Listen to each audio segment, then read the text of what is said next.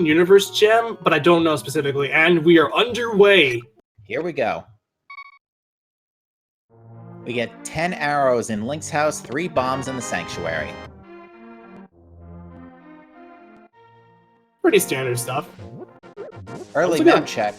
Yep, we have Tower of Hera with a blue pendant, and I saw a crystal on Eastern Palace. Not sure if that was a 5-6. It was a 5-6, and Desert is a green pendant. So we have 2 pendants in the light world today. We are seeing an immediate Bonk Rocks check from Frostbite and Ravis and Amarith, while Math Girl is going to check the Uncle chest. Just 5 rupees in Bonk Rocks. Yeah, with the boots in hand, it's not uncommon to check the Bonk Rocks immediately with this particular set of rules. And we get a lamp, French Vanilla location, one of 3 French Vanilla locations, rather. Yes, indeed. Looks like our Tier 1 tree pull is just green rupees. And it's 50 rupees in the Uncle's chest, 5 arrows on the Bush Crab, and a heart container at Lumberjack Ledge. Yep, all standard.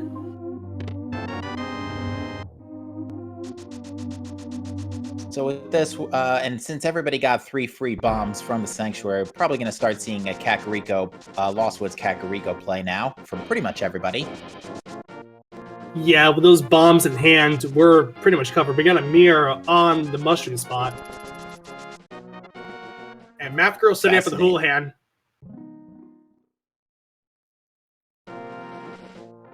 Meanwhile, in the Thieves' hideout, we get another big 20, I should say. Yep, just the first many 20s. And yep, it looks like Math Girl might have got the setup. And yep, the way the Houlihan works is that you get, for the cost of, you offset or cause an error with Link's Y coordinate. And if you fall down a hole, you get sent to this room where it has 225 rupees in total. And the hint tile references the different tournament winners of the main Link to the Past randomizer main tournaments. Yeah, it's basically a coding trick the developers use to make sure that the game had somewhere to place you if it got lost. Meanwhile, in Blind's hideout, we have a pair of heart pieces. Make that 3 heart pieces. Is this going to be a full heart container Blind's hideout? No, but it is the Quake medallion. Nice pickup, but it's too early to tell if that Quake is going to be needed or not. Well, we already have 2 pendants in the light world, so one of the 2 medallion required dungeons will be required tonight.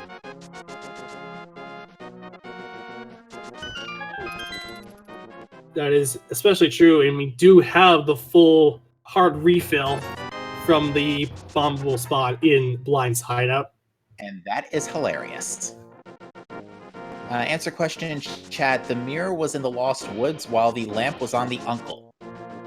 That is true. We get a sword on the bombable wall inside the well.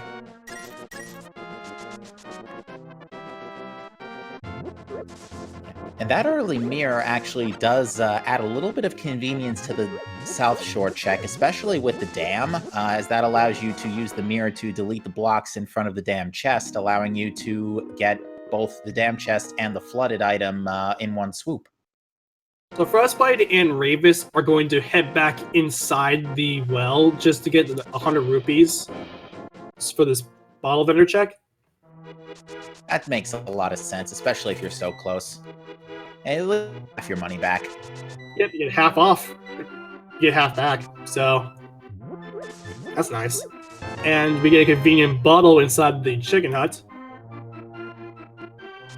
Wouldn't it be hilarious if the sick kid had the flute? I'm not really gonna hold my breath on that. It's too early to call these weird shenanigans. Just another big 20 in the back of the tavern.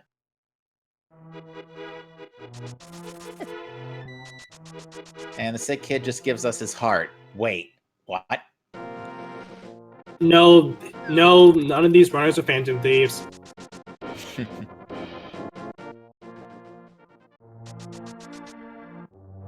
So Kakariko giving us a couple of nice items. Quake, sword, and effectively 2 heart containers.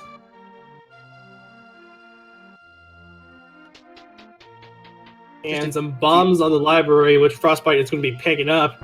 Not to...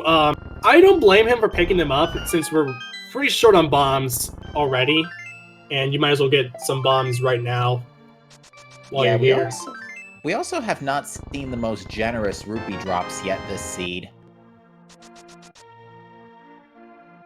But we did get a number 50 off of the race game, which none of the run, which Emerith and Ravis have skipped out. Frostbite's gonna blind check it. And let's to take it looks like. Makes a lot of sense. Yeah. Instead of just skipping out on the rupees, you might as well pick them up. You'll never know if you'll need those rupees for something else later on. But it is really nice to have just while you're there. Yeah, especially for pods or money, the whole 9 yards. Mm-hmm. Girl picking up his sword. Picking up her sword, rather. My apologies. Ravis putting that bee to work right away in Mini Moldorm Cave.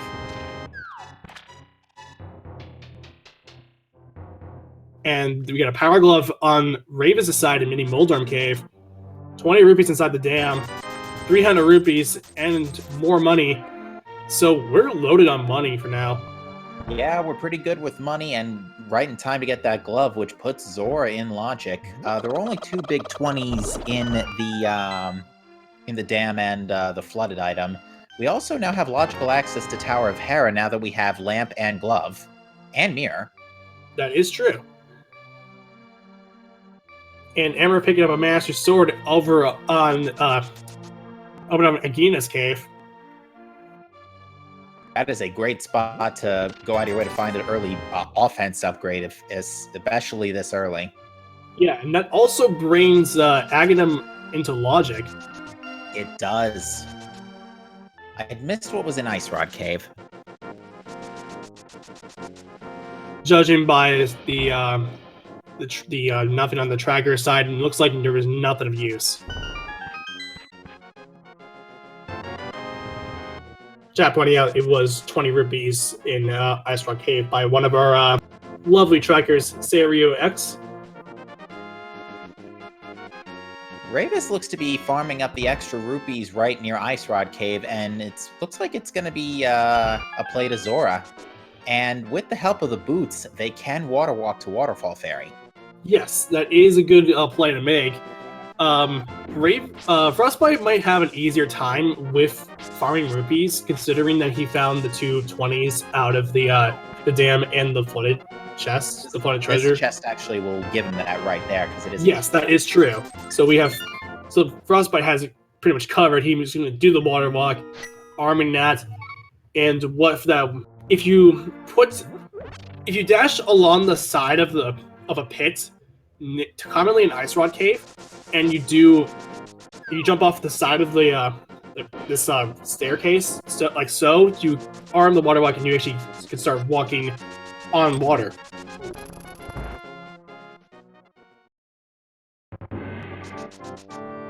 All right, let's see what is in. We get a blue shirt and more sticks. Luna's nice to have. Yes, indeed. Lake Hylia Island only having a heart piece tonight.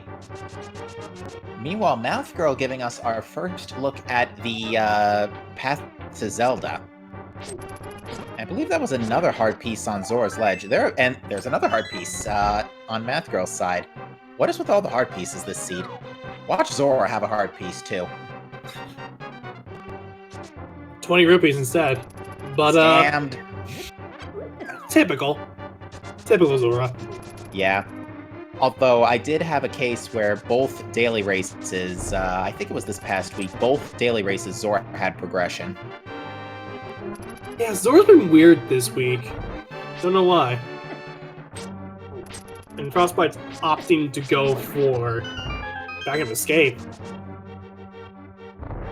Yeah, with that glove, and if we find the key, Dark Cross, well actually even without the key, Dark Cross is in logic through the front door anyway. And even then, you can just still bunk the walls. The best thing about this game, about this type of seed, if you get a hookshot and bag of escape, hookshot and bag of escape, by the way. The best thing about that is that any of the walls that you could just bonk into, you're free to do so without having to just waste a bomb. Yeah, with that hookshot, that is our East Death Mountain access. So, yeah, it seems like now would be, after checking maybe the east, there's still quite a large number of areas to check. We can still check East Death Mountain, as mentioned. We've got Hera, we've got the whole Eastern Palace area.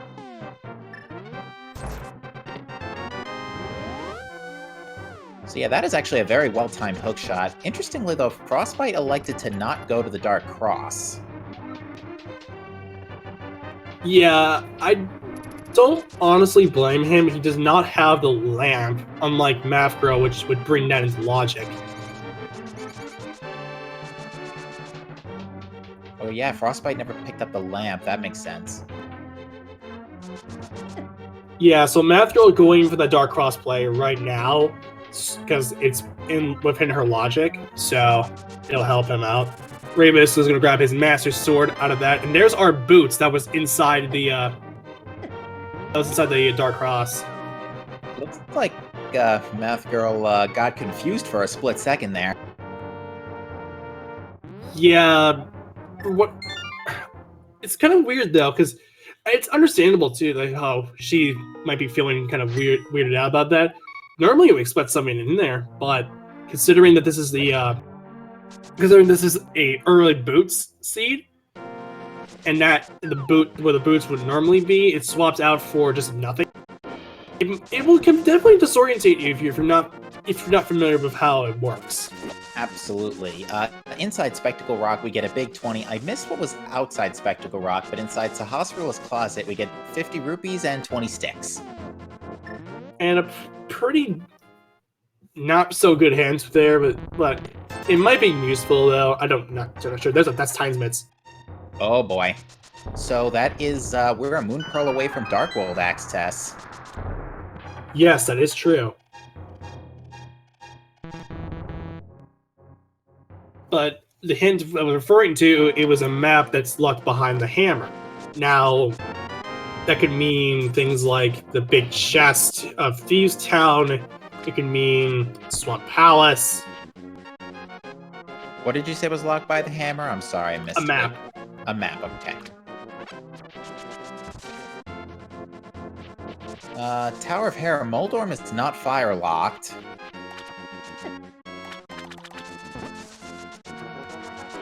And a unique item requires a hammer as well. Yeah, that's already a couple interesting things that require the hammer. We also get our first item, which is an extra pack of bombs, but Frostbite decides to nope out. Well, didn't at least try to check for the second item. Oh, I see. He's going for East Death Mountain first. He might be banking on getting the hammer, so that way you can route Hera back in. Yeah, but my belief is that, he's going for East Death Mountain solely because of the fact that it's a higher density than just Tower of Hera. Even though they're combined, they have a really high item density currently. Indeed. Now, I missed the first two chests in Eastern Palace that Ravis opened up, unfortunately. And there's the flutes inside Paradox Cave in the first two chests there. So now we can get to the Meyer area. Yeah, but the only thing that we can really do with that is the only thing we can do there is check the medallion, pretty much. The Meyer shed by Super Bunny with the mirror. Chad makes a good point. We can. Never mind. Whoa, that is a lot of items inside Paradox Cave. There was Moon Pearl. There was the powder. There was the mushroom. Both of the fetch quests. And a shield to top it all off, along with that flute. That is a huge Paradox Cave. Yeah, so yeah, you're expected to go get that hook shot and then go to East Death Mountain for your Dark World access. Yep, Frostbite now entering Spiral Cave, hoping to continue this incredible run up East Death Mountain. Ravis opening up the vanilla big key chest in Eastern to give against 10 sticks, and is deciding to leave. So I guess he got the big key, and I did not check. I did not count Ravis's Eastern Palace items, unfortunately. I would imagine he has 3. Meth Girl has meanwhile set up a fake flipper and is headed to the hobo, or the man under the bridge. I'm sorry, I shouldn't call him that. Ooh, we get a call it hobo. Really? We get a Dark World map check, and that last pendant's Turtle Rock. Hey, at least we only need 1 medallion. True. But our last 5/6 crystal is in Skull Woods. Interesting 5/6 layout. You can access it with the fire rod and the bow, and actually pretty readily accessible. If it was something like, I don't know, there's our 3rd sword, by the way, over on Super Bunny Cave for Frostbite.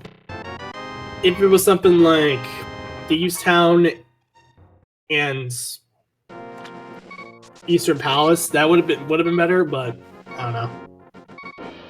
And we can actually already check Hookshot Cave now too, so Frostbite gonna go right ahead and do that. I did not see what was on the floating island, if that was shown at any point. I don't think we've seen that just yet. I might be wrong though. There's our bow. On the subject of those 5/6 crystals.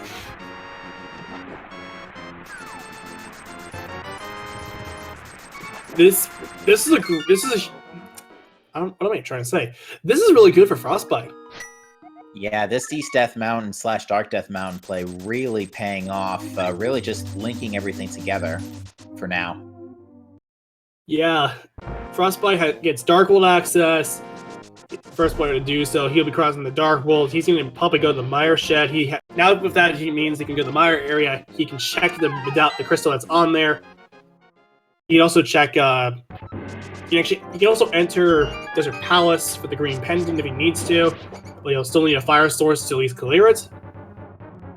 And he can also check Checkerboard Cave. And Frostbite is the first player to enter the Dark World. Frostbite, to answer our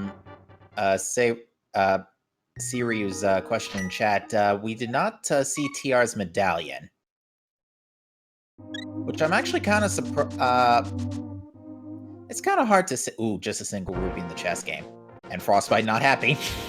Big old scam. Not as scammy as Sora. Frostbite gonna be activating his flute. Gonna be okay. He's not mirror bonking. Good. I'm actually surprised that did not result in a mirror bonk. Yeah, me too. Amarith picking up his Tysmiths. And Math Girl's going to the mountain. Yep, has her hook shot in tow. So she will be next to get Dark World access, and I had a feeling that was going to happen. Frostbite couldn't reach his mirror portal. Yeah, that's the problem. If he was a little bit, if he was close, if he was a tile more, then he would have been able to get back into his portal. Yeah, it's unfortunate when the game doesn't mirror bonk you, but you still can't get back in. Amarith is electing to continue up Tower of Hera, so we will hopefully see what that second item is, as well as the second hint. Ravis beyond his regular boots location and the hook shot, and probably heading up mountain too. The big key is in the Thieves Town's right in the first chest. Nice to see.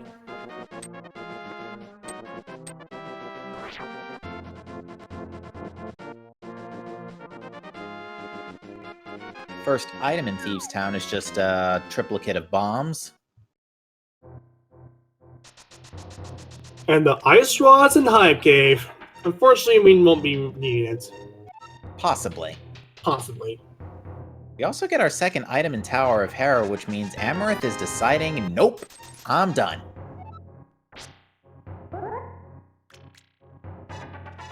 Yeah, actually, the Ice Rod is only going to be useful if there's A, something on Trinex, or B, something on the pedestal. Which, thinking about it, there's a few candidates still for pedestal. I mean, it's kind of early to start talking about that, to be fair, but there's still a few candidates on there. Yeah, the Fire Rod can't be on the pedestal because you'll need that for Trinex.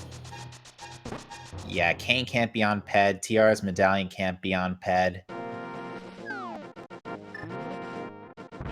You need Hammer to get to that portal, so Hammer can't be on Ped. So it could either be Flippers, Silver Arrows, the book. Yeah, Flippers, the book, a medallion, the Maya medallion if it's not Total Rocks. There's a few options on the table, not a lot, but they're there. Mm-hmm.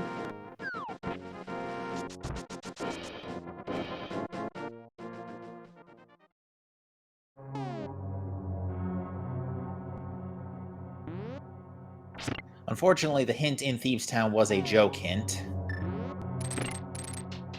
Eh. That will stop Frostbite from continuing on. Ravis is going to grab his Mother Load.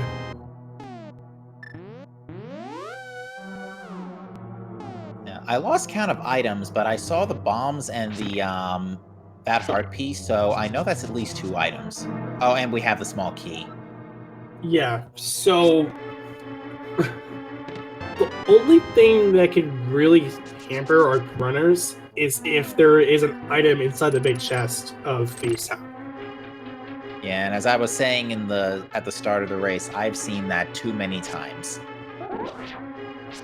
Yeah, it's a hard call. It's generally when you go to Thieves Town, even if it's a crystal, you might want to consider, do I have a hammer in case I find a key that's earlier on or coming up in the blind cell? Yeah, and that's the map, which means there's something in that chest.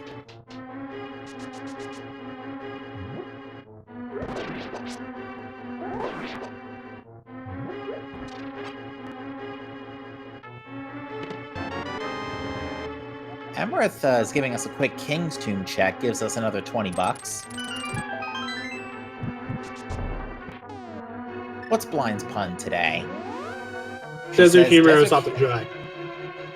You know, you say that, but I would laugh if there was something major in Desert Palace at this point. I mean, it's a green pendant, but we do have a fire source. Frostbite does not, but if he does get a fire source, which is on Uncle, and Ravis is going to do Aga. Yeah. Did Ravis? Ravis has the hook shot. Yeah, it has the hook shot. So why would he not go to East Death Mountain? I am very confused by this play. I have no clue either. You have Dark World access on top of Spectacle Rock. Why don't you go up there? It feels weird to just go for this play. It's gonna cost him a bit of time if he doesn't know that there isn't a time sprint on top of that. Yeah, this is just really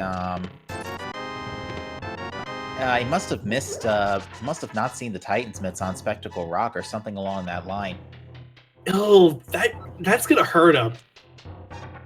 Yeah, because the Titan's mitts are on Spectacle Rock. The Moon Pearl is in Paradox Cave. Yeah, Ravis didn't check Spectacle Rock.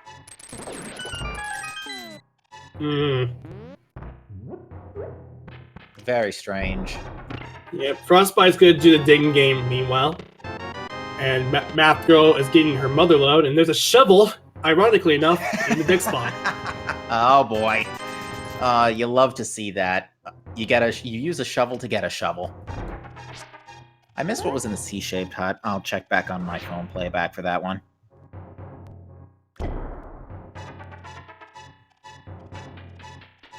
Meanwhile, Frostbite is going to give us a look at the Smith chain.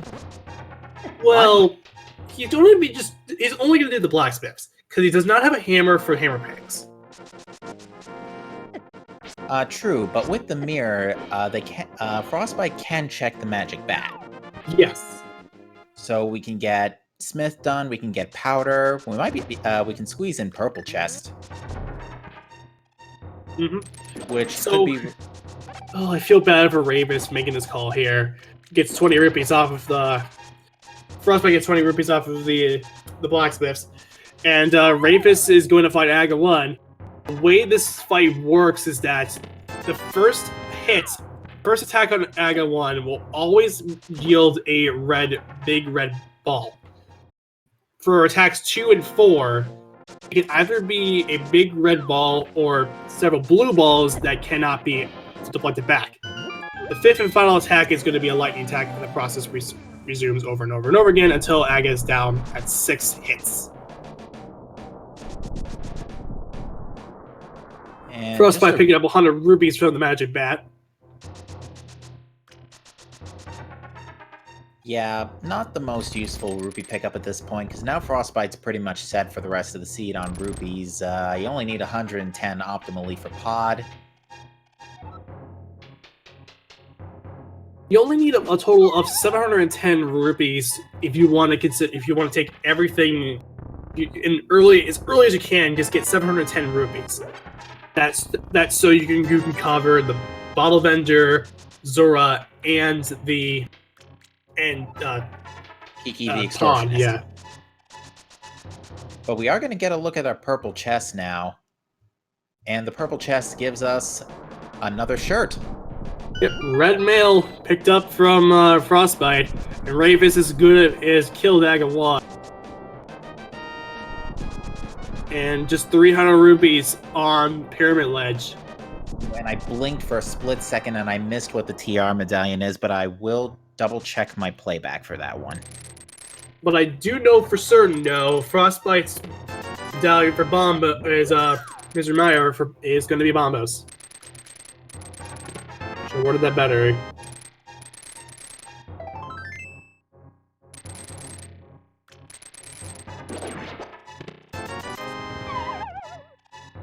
Nothing in Meyer shed, and Frostbite gonna make a complete mad dash for Checkerboard Cave.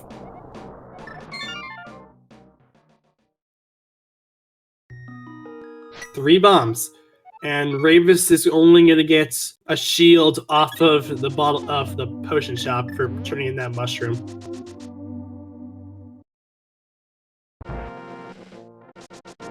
To answer a question in chat, Math Girl did see the TR medallion. Unfortunately, we missed it.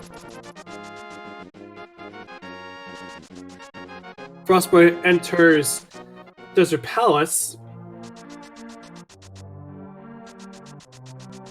and he does not have a fire source, so that's a problem if he wants to go for the green pendant. It is also boost locked, but since we have the boost early, it doesn't matter. And the unique items in Hookshot Cave. A little late on the bandwagon for that I wonder one. why. Game. Oh yeah, get your 07s in chat, folks. The goose is loose. Yep.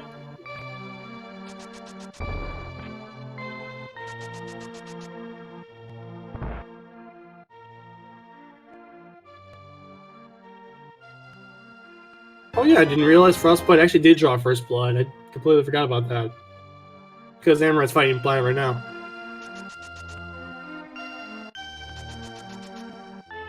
To answer question in chat, I don't think anybody's checked Catfish yet. No, nobody's checked Catfish. There's our big key, and it's no location, oddly enough. And Amaret takes a death. Ooh, that is not a good spot to take a death to. Yeah, if you take a death on Blind, the entire fight is going to be completely randomized. You lose the blind script, and you have to do this fight completely on your own. Yeah, and Frostbite just realized he forgot the fire source, so going to check the big chest instead. It's a nice alternative method. I mean, yeah, he's gonna be missing out on the green pendant, and we know of a fire source anyway, and that's gonna be that lamp on Uncle. Ravis going into Skull Woods. This would be hilarious if this was the fire rod, but it's not. But there is an item on Lamolus, I believe. Yep, and it's gonna be fire locked. Yeah, unfortunately, we're kind of struggling with, we really can't clear any, we really can't do a lot of dungeon clearing, because we don't have the hammer to get to Helmasaur. We can full clear Eastern, or we can defeat Armos Knights. We can kill Lanmolus and Moldorm, but those are pendants. Oh, and Amber did take an Amber Death to blind. This is the tricky thing about, I mean, Blue Mail with at least 7 hearts isn't too bad, but when you don't have a fire shield, that becomes a problem. If you can't block those fireballs, then what are you gonna do? Unfortunately. Luckily, sword beams work, and that appears to be the strat Amaranth is going for this time around. Yeah, the thing about blind in particular, it just takes a full-on 9 hits, no matter what you use against it. Yeah, all weapons effectively do the same damage. A safety item like the Cape or the Cane of Burna would be great right about now, but as you mentioned, Fire Shield works too. Speaking of things that require the Cape, for something you might need to do, but there's only 20 rupees, and we don't really need to do that on Bomber Cave.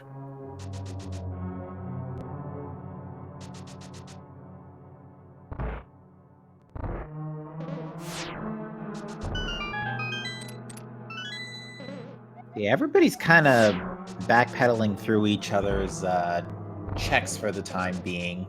Skullwoods, so far, we've only seen... I don't think we've seen much in Skullwoods, certainly nothing progressing. We have not yet seen the shovel spot, I don't believe. No, we have not. But yeah, just trying to think, we're kind of, as far as like crystal dungeons, there's a lot, we're still, really the main thing that that's slowing us down right now is flippers and hammer. Because flippers would open up ice and swamp.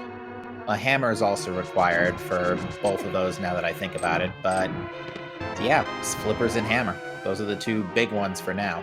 Yeah, and the only thing that I can really think of that you need to find in terms of the pedestal in general, the only thing out of those two is going to be those flippers. That's possible in the pet. Unfortunately. Frostbite setting up for a curved bomb jump just to get to this one location. The way he does a curved bomb jump is that you bomb jump and you have to make it so that you get a screen transition to cause a fake flipper. Answer question chat. Ravis did not check, I don't think anybody's checked East, Ravis did not check Catfish at the very least. He checked, Pyramid Ledge. That was about it.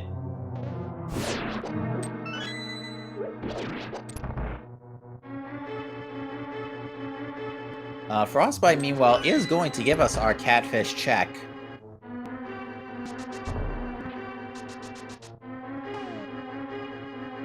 And it is just a fairy in a bottle, which is not something you're going to turn down, especially when you're still... 10 Hearts Red Mail is still great, but especially for bosses like Cold Stare and Ganon, you're still going to want those safeties. Yeah, it is nice to have. Afro going into the Lamolus fight with the only one to actually fight the boss here, because amongst, well, at least one of 3 that can fight the boss. It'll be the first player to do so. Once she's done with that, she's gonna get her green pendant. Yeah, at this point, the only real checks we have left are Palace of Darkness and the Green Pendant. Yes, that is true, and that's and that remaining item was just a heart piece. So Frostbite won't be too upset about that, I don't believe. Now, we actually have not... Chad makes a good point. We haven't seen Hype Cave yet, and we do know the Ice Rod is in there, but that's about it. Amaranth might route that in. Yeah, I'd see Emerith doing this route in, considering he's all the way down there. There's a hammer on K45. Okay, you definitely want to get to South Dark World. Yeah, that's a big pickup for Emerith. Yeah, because that's Thieves Town Big Chest, that's Pod, and Eastern, which you can now route in more comfortably. And the flippers are on Stumpy too. Oh boy. Emerith making the play here. That's a big one, because now we only need Fire Rod, Bombos, and Cane of Samaria. That's it. Yeah, the pedestal is dead. Yeah, it is. The only thing that could be there is Bombos, if it's not TR's medallion. Yeah, that's pretty much it. Amaranth has not yet picked up the bow, unfortunately, so is gonna have to make the trip back to Death Mountain to pick that up. And just 10 sticks on the green pendant, unfortunately.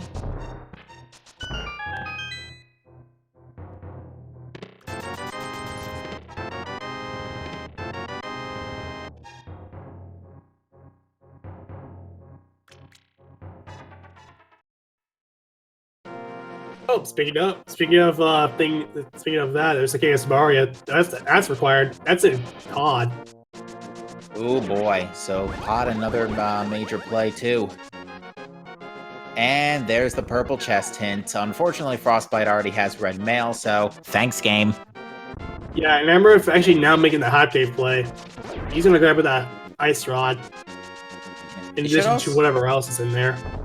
It should also be noted, Pod is not bow locked, but in the meantime, we get the cape in Hype Cave, along with our fourth sword, more sticks, the nice rod, and some rupees. And since the cape only led to 20 rupees... I mean, really... This is I don't know. To be fair, getting that Temper Sword for Amarith is nice, but with the Ice Rod and the cape being there, below average, just in my opinion. Yeah, I would say no higher than 5 at best. Unless Turtle Rock is required for Bombos, for example. Which is pretty much the only thing that could be in there. Because Cane can't be in there, Fire Rod's unlikely to be in there. Or can Fire Rod be in Turtle Rock at, like, the early chests? I think so. Yeah, because I know the first chest could have it. I know the first chest isn't fire locked. As far as the remaining 4 is concerned, no. It's fire locked. It is fire rod locked. Fire rod locked, rather. Yeah, that's what I thought. Now, if there was a key in the first chest, then it's likely that you could find the fire rod in something like Laser Bridge. Okay, so Fire Rod could still be in Turtle Rock. So yeah, it's going to completely be dependent on if something's in Turtle Rock, if that Ice Rod and Hype Cave by extension end up being... well, actually, the Fire Rod can't be on Trinex, so... Yeah, literally the only reason the Ice Rod can be of value is if Bombos is on Trinex.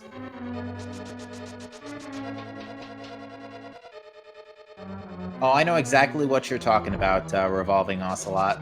I've seen that clip of both rods on Laser Bridge. Now, as far as I saw somebody in chat that mentioned that I believe Bombos is what we need for Turtle Rock. Is that correct? I'm going to actually check the playback, the VOD playback of this run to confirm that. because, yeah, luckily you can see a partially in progress VOD. Okay, I got some clarification. No, there was no mention about that. So, as far as Turtle Rock is concerned, we're still in the woods about that.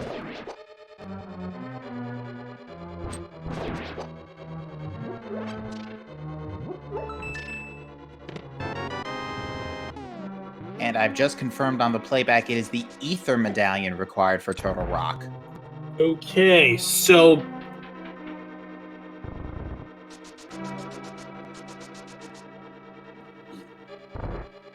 Also, I missed what Amaret just picked up in Swamp Palace. I gotta check the playback for that too. Give me a second. So it's likely... So, the Bombos on pedestal is likely.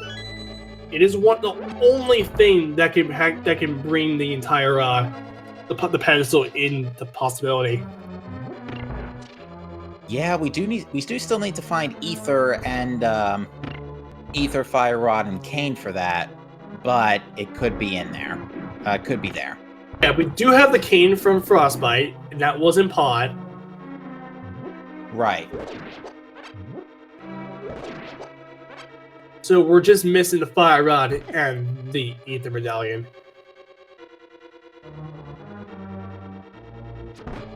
Yeah, but with the hammer and the flippers, we can now full clear swamp and ice. And with Cane, we can now full clear Misery Mire. Well, no, we can't. We need Bombos. Never mind. We can't get in the front door. Yes, But and we still need to find. We either need a Fire Rod or Bombos to at least get into Ice Palace. Oh, that is true.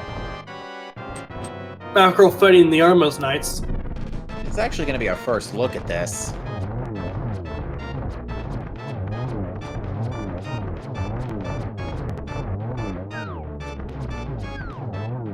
And there's our Bombos.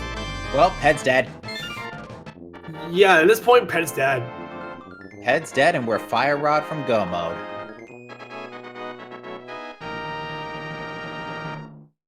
Meanwhile, Amarith is fighting Argus. Yeah, Frostbite's actually about to head to Armos Knights as well, so he'll get that Bombos medallion. And that makes Ice Palace full clearable too, so it really is just a hunt for the Fire Rod.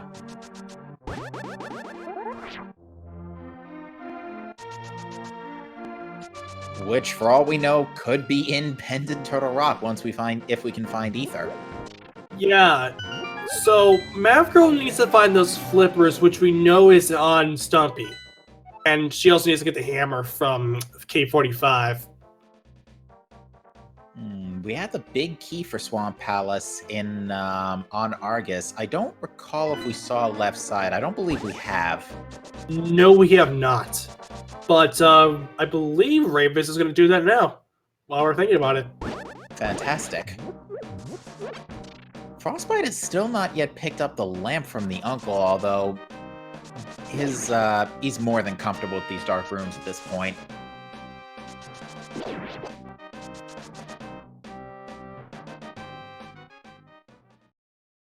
Now, I don't recall seeing anything of particular value in the front of Skull Woods, so we're still waiting to get the Fire Rod to check what's in the back, but even then, there probably won't be anything back there anyway, because Fire Rod's our Go mode item.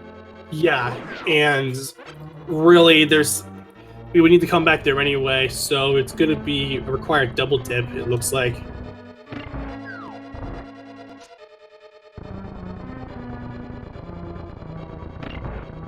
Well, you can ignore Skull Woods for now. There's nothing important in there, so it's not a forced double dip, but for most of our runners, they'll probably check it.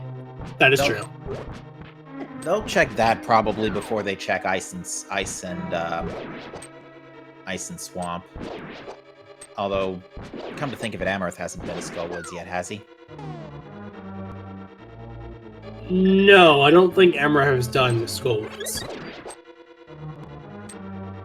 Meanwhile, we're about to get our look at the left side of the stuff in left side swamp. Apparently, Frostbite mirrored before getting to the Armos Knights by accident. Yikes! That's the scary thing about having that mirror in the inventory while you're fighting a boss. It just that can happen. Ooh, yeah, There's our Fire Rod. Oh no, left side swamp. Thankfully, Amaranth is going to pick that up, but that puts us in no mode at 4340 or 4440, excuse me. Yeah, and all these two runners need is just to go up to Hookshot Cave and get their bow, and they're in go mode. And yeah, pretty much, because once they get the bow, they'll defeat Armos Knights, which will give them the Bombos Medallion. The question is, how soon do they go fight Armos? I feel like you would need to fight. I feel like once you get the bow, you drop everything, do the Pod Eastern combo, do finish up. If you we know that Spravis is going to be finishing up with Swamp Palace, so you do the Pod Eastern combo. You go to you finish up Ice Palace. You do.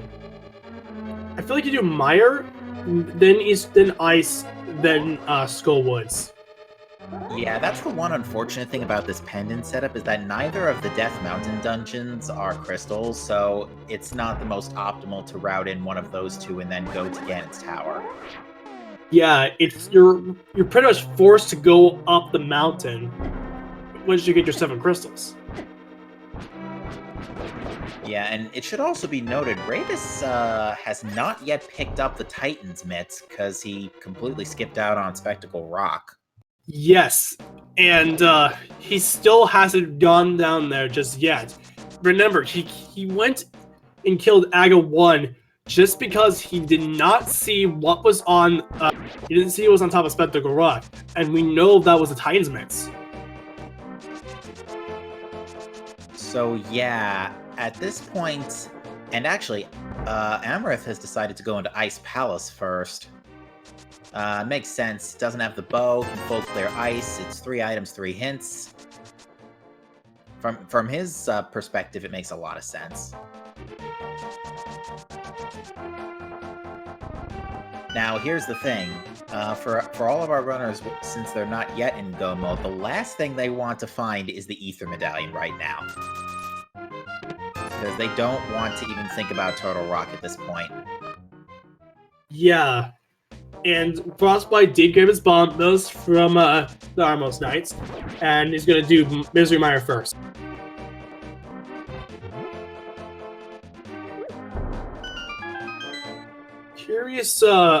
Curious play, but again, he just doesn't have a lamp, so he's for the most part he's locked out of a fire source. But then again, really, you don't need to do a Desert Palace because we know the Green Planet is dead. Everything else is dead. Come to think about it, no pendant dips were technically required. I don't think there was anything major in Tower of Hera. No, there was not. You can completely miss. You can completely skip out on Desert Palace. You can completely skip out of Tower of Hera. You can even completely skip out of Turtle Rock. I mean, you have to skip out of Turtle Rock because you don't have it's Ether, and we're already in no mode. Yeah. Meanwhile, Ravis getting their Ice Rod and Tempered Sword from Hype Cave. By the way, Hype Cave we can definitely say was 5 or less out of 10 now. Yeah, considering now that the Ice Rod is pretty much just filler, and everything else was just pretty much Garmo, we could drop that to pretty much very below average.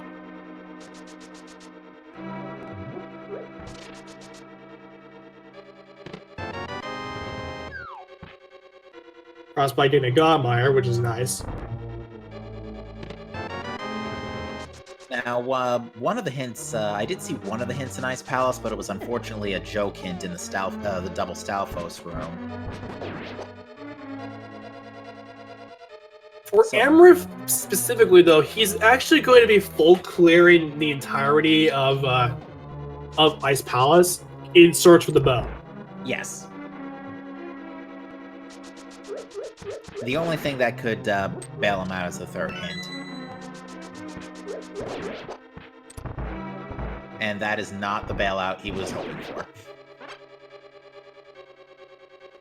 Yeah, he's gonna keep continuing, which is unfortunate. Yeah. Now after this, though, actually, Ravis can't clear Pod without the bow, so this is a tough. This is gonna be a tough call for Ravis. Do you double dip do you double dip, end up double dipping Pod?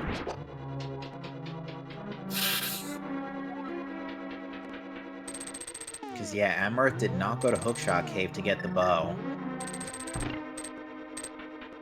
Yeah, considering that you need the Cane of Samaria out of Pod, you might have to double dip it. It's not a hard double dip, but if you route it in right, but even then, if you don't actually, now that I think about it, you don't even need to double dip it if you route it just right. Right, if you put off Pod until you do East Death Mountain and Stumpy and all that, which, come to think about it, Frostbite could end up doing if he ends up getting K45 and Stumpy first before going to Pod. Oh wait, actually he already went to Pod. Never mind. He's the only one who has the Cane of Samaria. He's the only one who would do Mire. Yeah, Ravis and Amarth both missed a major item while they were doing their Death Mountain checks. And that's ending it's ending up biting both of them for the moment. It's still it's hard to tell who's in the lead or not, but really it's so close there's no clear ahead in the lead person. Yeah, and as far as the information Ravis and Amarth both know, and Frostbite for that matter, know, they don't know where their missing items are yet. So they're still looking. So yeah, they are looking for something. Everybody's looking for something. Exactly. Math Girl, meanwhile, is picking up the maiden from Thieves Town and is heading over to fight Blind. Math Girl has also not done the K45 Stumpy check yet. Yeah, and Math Girl, I wouldn't say she's in a good position. I mean, sure, she'll be led in the direction of her go mode.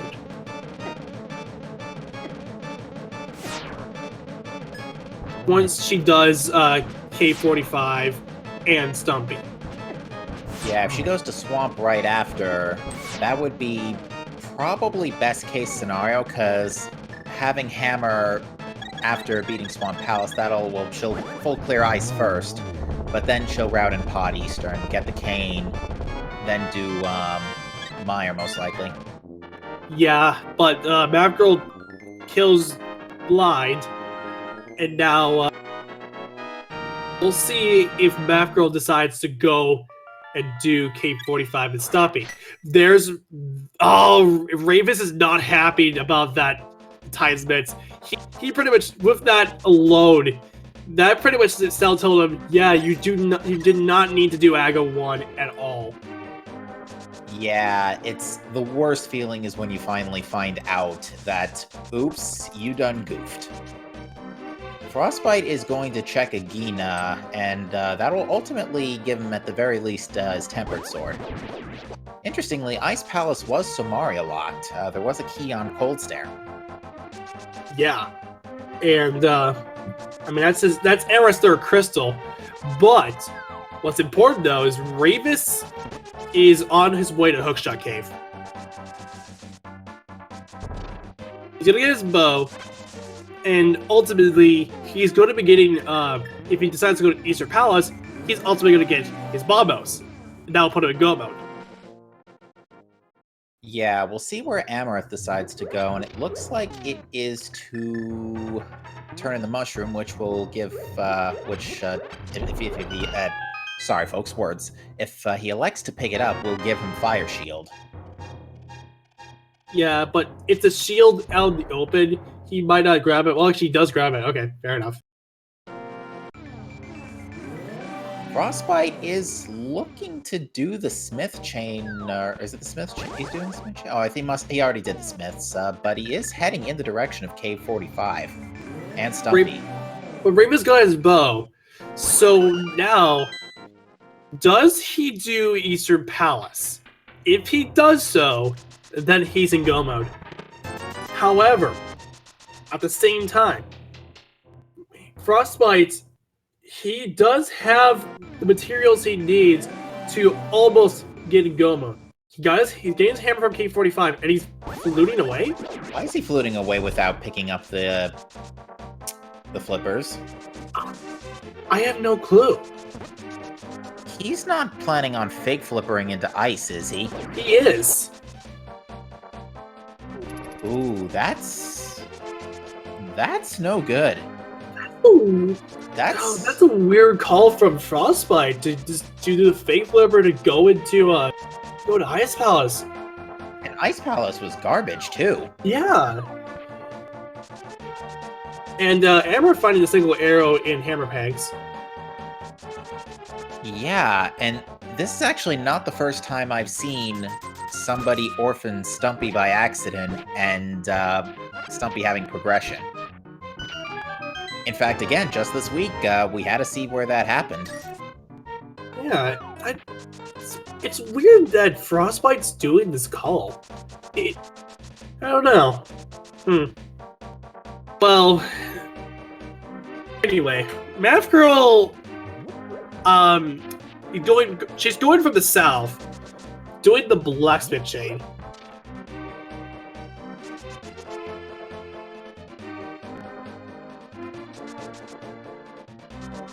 Seiryu, don't even get me started.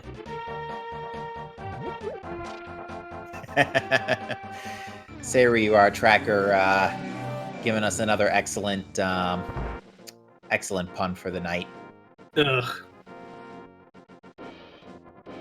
But yeah, that is, I mean, it's flat out big mistake for Frostbite right now.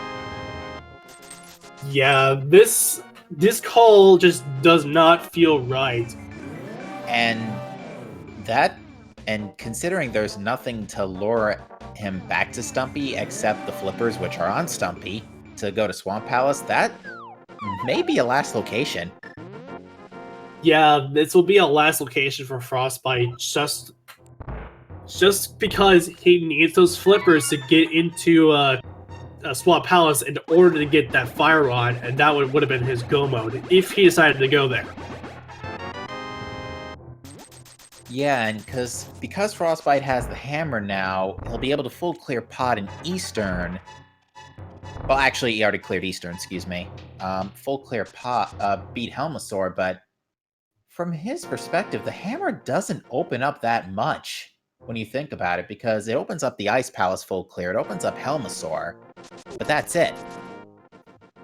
Yeah, that could explain the reason why Frostbite did the fake flipper that way, because he believes there might be something that's locked behind that Fire Rod, that locked behind something.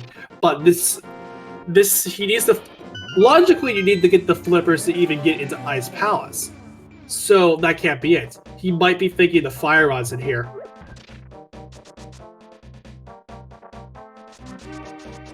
Maybe. Because yeah, I'm just trying to think where everybody stands in terms of what they still need to do. Amaret still needs to go all the way to Hookshot Cave to get the bow, and there is nothing pushing him in that direction besides running out of locations. Yeah, and Ravis is about to get Kane, and that's going to actually make him our first runner in Go mode at this rate. Yeah, because he'll finish Pod, and then he'll finish Eastern Palace. That will give him his bombos. That will put him in full-on Go mode. Amarith, he needs to go up in the Hookshot Cave, and that will trigger his Go mode sequence. Yeah, Math Girl is doing the purple chest in K45, so Math Girl's at least going to get hammer and flippers.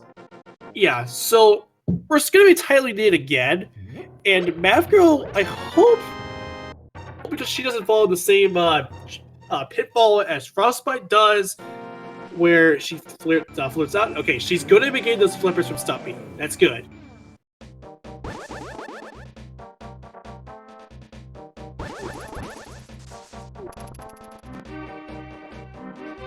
That's definitely going to be good to ask for a good question to ask Frostbite. Why he passed up Stumpy? Yeah, it's it's a weird call, and I don't really agree with. Especially considering Stumpy's 10 seconds out of the way. It's really not a long check given the circumstances. Yeah.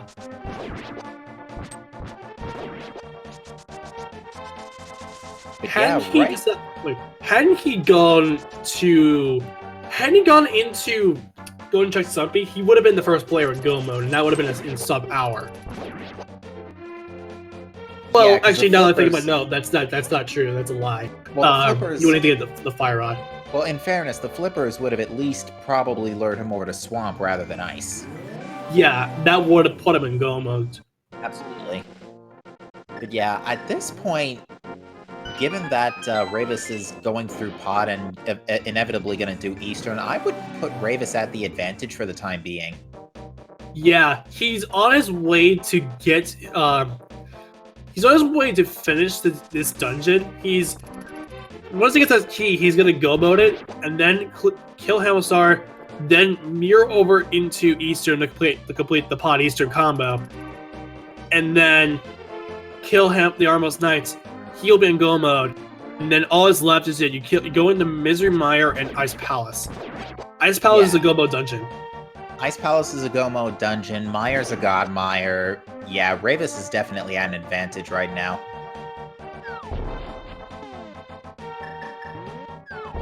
Just to bring up something in chat by Serio X, there is a good point. Ravis did also finish the most of Eastern Palace, so all he really needs to do is that he doubles Dipstick, yes, but he's gonna be going directly to Armos after he kills Helmassar. Yeah, I already checked all the chests on the way. They were all pretty free with early lamp. So yeah, he's gonna go mode go mode the double dip of Eastern. He's gonna go mode Mire and Ice, and yeah, I would say Ravis has the advantage at this point. Yeah, it's unequivocally, it's gonna be he has the advantage here. Yes, he's not a go mode, but he will be soon. Yeah, because there's nothing luring him away from the Bombos Medallion at this point. Meanwhile, should be noted, Amarith is going to pick up the bow out of Hookshot Cave at this point. Yeah, he pretty much knows where to go at this point. He has to go to the Hookshot Cave, and that's exactly what he's going to be doing.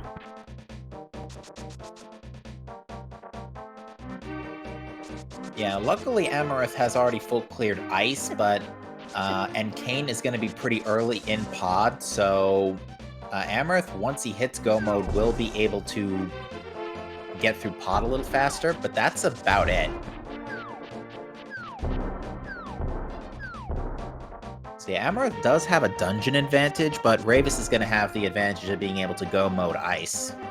Yeah, that's the thing.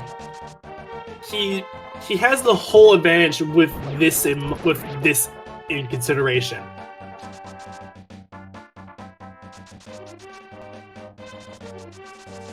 All things considering, as Detective John Kimball points out in chat, this has not been a particularly crazy seed. It hasn't even been that trolly, all things considering. Because we didn't have to dip any pendant dungeons. Aga 1 and Pedestal were both not required. And really there weren't even too many double dips. Yeah, the routing is in such a way where you don't have to do. There's not a lot you couldn't have. I'm gonna try again. You don't have to double dip a whole lot of dungeons, and you don't have to go into any pendant dungeon if you played it right. Yeah, and even for Crystal Dungeons, you didn't have to dip Skull Woods or Ice Palace for anything. I don't think Thieves Town had anything of significant value. Really, you just had to get your Dark World access through East Death Mountain, get the bow out of Hookshot Cave, get the hammer and flippers on K45 and Stumpy, then get Kane and Bamos from Pod and Eastern respectively, because even Eastern didn't have any good initial items, so if this were a spoiler log race, this would have been a really, really fast seed. Yeah, that would have been really. It would have been nice. It's a nice seed for a spoiler race, but if you need to have a really good route in order to make this seed really good. Yeah, you had to Galaxy Brain it pretty much. Mm-hmm. But the good news is that Frostbite did get his flippers.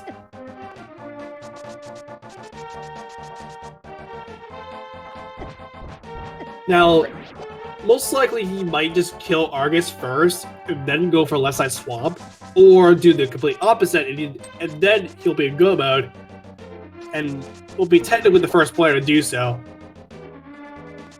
Yeah, it's gonna be dependent on if Ravis gets to Armos Knights before Frostbite gets to left side swamp. Yeah, it really depends on the route that Frostbite takes.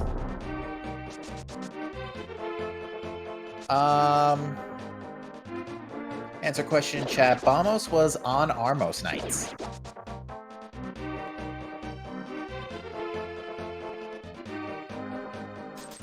Okay, does Frostbite go left side swamp first? Answer... Does not. No. In all fairness, it's not a terribly crazy move. It's either two ways. You either go and kill Argus, or you go left side swamp first.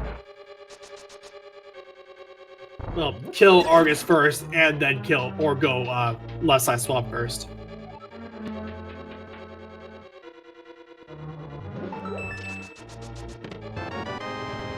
So, at 1 hour, 6 minutes, and 34 seconds, Ravis is the first player to enter go mode.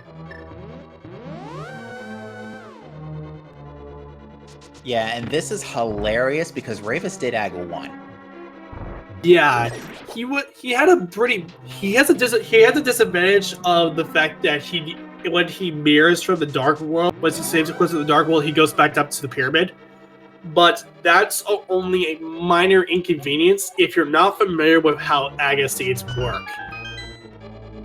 Or if you're a person who doesn't know how to, who's not familiar with like the past prior to playing Randomizer, like myself.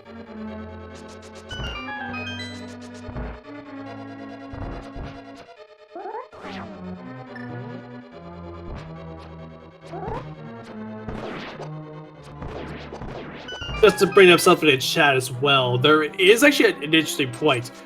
Math Girl's routing is becoming it's starting to add up significantly. She's gonna get. She will be getting her Samaria. However, she still needs to go to Swamp Palace for that fire rod. The question is, does she do that or go to Ice first? I would think with the better item density in Swamp, that would be the better pick since you're one item from Go mode.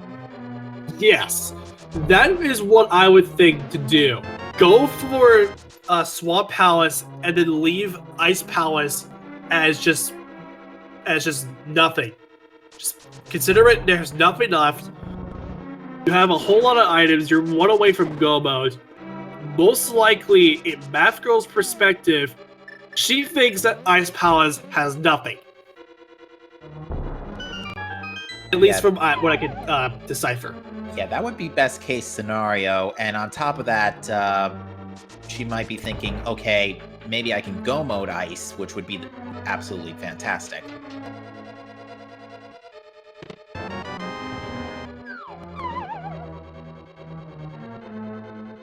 But Frostbite has killed Argus. Checking the bait chest first. And it's going left side swamp.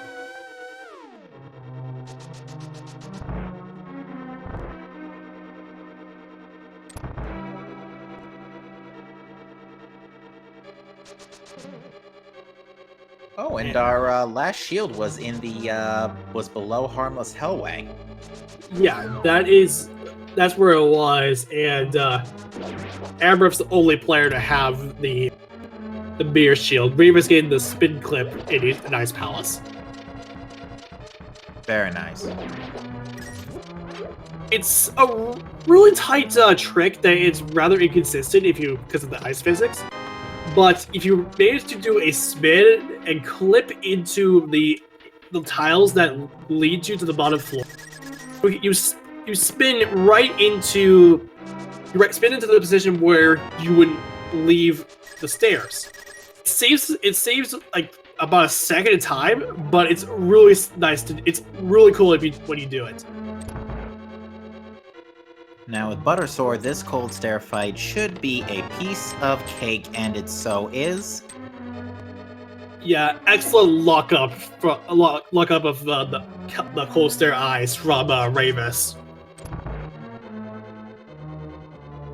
So now for Ravis, all that's left to do is clear the Godmire, and that's it. The only real thing that might be nice to find, and I'm not sure if Ravis is going to check along the way, but if we do find silvers, that would still be nice, because we are still silverless, and we have no idea where those are, although more than likely they're either in Turtle Rock or GT at this point.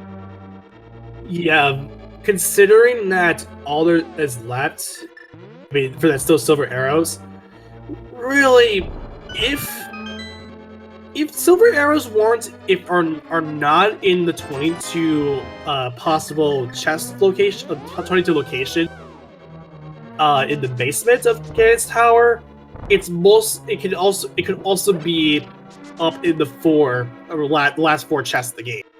Or the big chest, but should be noted, Frostbite about 25 seconds-ish ago or so also just entered go mode after picking up the Fire Rod in Left Side Swamp.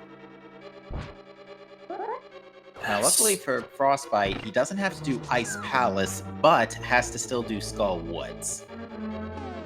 Yeah, for Frostbite in particular, he did clear out Pod, so he's gonna go mode that it's a double dip. But he will also be breezing through Skull Woods because it's a really easy dungeon anyway. Yeah, it's just a bit of a walk, that's about it, really. Yeah, Ravis, however, he's only 1 dungeon away. But yeah. And then luckily for Amarith, since he went in the Ice Palace earlier, as soon as he goes and kills Armos and gets in go mode, he's only left with Misery Mire. Yeah, so at this point, Amarith and Ravis don't have that much left. Frostbite still has a little bit of work to do, but it's mostly in terms of movement at this point.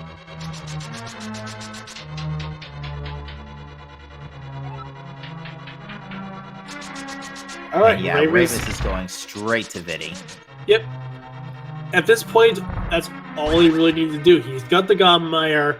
He's on his way to Vitria. Yeah, and with Buttersword and Cape, this is going to be a cakewalk.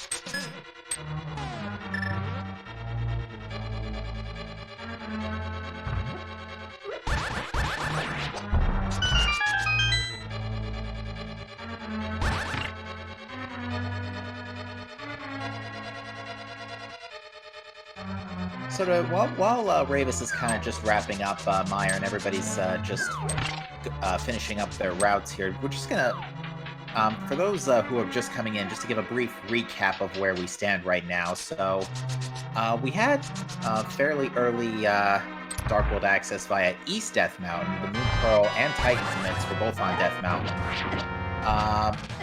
What ended up happening was Ravis ended up doing AGA 1, completely missing the Titan's Mitts on Spectacle, not catching the Titan's Mitts on Spectacle Rock. But what ended up happening is Frostbite missed out on the hammer and later the flippers, because after picking up the hammer in Cave 45, he left behind Stumpy for a bit. Amarith was a little late getting the bow out of Hookshot Cave. Had to make an extra trip up the mountain for that. But in the meantime, Ravis has picked up the last crystal, so it is now time for the Ganon's Tower Big Key guessing game. As mentioned previously, there are 22 chests in the basement of Ganon's Tower. that could have that famous big key. Please get your guesses in chat anywhere between 1 and 22 where you think that big key might be hiding. I know this is going to be the same difference, but it's actually 22 locations because there are actually 21 chests and a torch. Very true. Again, same difference. Personally, I'm going to guess 9 tonight. I'm not going to partake in this, really. I don't feel up to it, really. Fair enough. If I was going to be doing it, I would have went with my whole spiel about various room locations and then ending up with say something along the lines of, if your mask can't sing it up, it'll be in the tower room, but my guess will always be 11. But I don't feel like it. I don't feel like doing it today. Meanwhile, Amarith has just taken down the Armos Knights and picked up their Bombos. They are now in go mode at 1:15:16. The unfortunate thing about this pendant routing, as we had mentioned earlier, is that unfortunately none of the crystal dungeons were in Death Mountain, so it's going to be a bit of a walk, unfortunately. Yeah, but the good news is, since Amarith has got his go mode and his bomb mode, all he really needs to do is go into Mr. Meyer and finish that off. To Godmire, and really, you can just finish that dungeon pretty quickly because it is what you need. Amarith's going to take a brief pit stop and go into Meyer's shed. Indeed. Now, Math Girl is electing to go to Meyer after picking up the cane out of, after defeating Helmasaur King and getting the cane out of Pod. Unfortunately, this is not going to work out because this is going to result in a full clear. But Ravis has now entered Ganon's Tower, gonna be going left first, resulting in number 1 going to be 300 rupees. Just a ruby hoard on Bob's torch, as you said, so now he's going to continue left.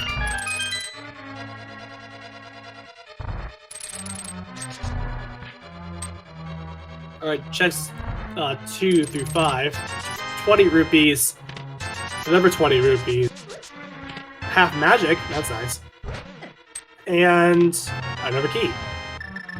He's got 2 keys, so he's gonna mirror and do just the magician strats. This makes a lot of sense. Oh, Broom's gonna have another key and 300 rupees, bringing it up to 7. Wow, so 2 of our 300 rupee drops were in GT. Yikes. So that's where all the money was at. There really was some cash in Ganon's Tower. Meanwhile, Frostbite has taken down Mothula and is now on their way to Ganon's Tower.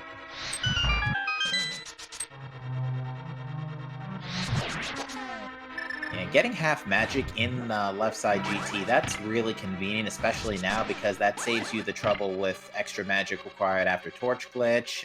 You may have to do Ganon Silverless, so... Chests? 8 through 11, just yielding a lot of red stuff. 3 big 20s and a heart container. Yeah, okay, so he's gonna grab the key, go wait for Dark Magician. Only reason why I put emphasis on Dark was because there actually is 2 different magician strats. There's Dark Magician and Pink Magician, where in Pink Magician you just mirror after the compass room and don't grab the key out of that one room. Yeah, I was curious about Pink Magician. I knew Dark Magician, but I didn't know Pink Magician. Hey, there's a Reaver. Well, you want to go do Turtle Rock Ravens? No, I'm kidding. This is not an the fact that it's in the GT fill algorithm really goes to show that you never needed to go into Turtle Rock at all. Absolutely, although it would have been hilarious if this was an all dungeon seed. Because yeah, the pretty much second best thing in all dungeon seed of something being on pedestal is something being in GT that's needed for a pendant dungeon. One of the few times Ganon's Tower is actually needed.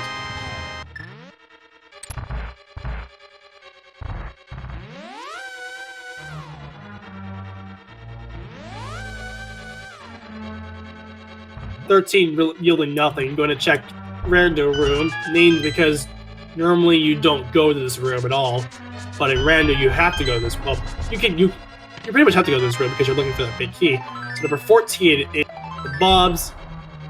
15 and 16 are pieces of heart, and 17 is a piece of heart. I am very much concerned because we have had a pattern this seed of 3 out of 4 things being the same item in chests. You remember earlier in Blind's Hideout, we had 3 heart pieces and a big 20, and then here we had 3 heart pieces and something else, and I remember it was... we had that case again just a minute ago, didn't we? Yeah. Alright, number 18 in Bob's chest. Say hi, by the way. Hi, Bob. I'll go over the Potter Bob is being a little argumentative today. There's our big key at number 18. Bob, you were holding out on us.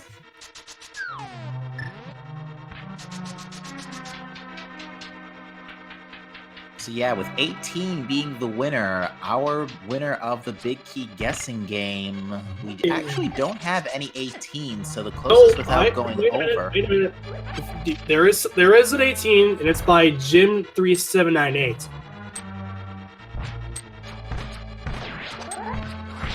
Oh, I must have missed that. Yes, that is your winner. Oh yeah, I missed it. It got a little compressed in the Twitch chat playback. My apologies, Jim. Congratulations. Whoops. Anyway, Ravenous is now climbing the tower. Frostbite has now entered Ganon's tower, and so will Amberith in a few seconds. Yeah, no, this is where things are going to get interesting. Ravenous has entered the gauntlet.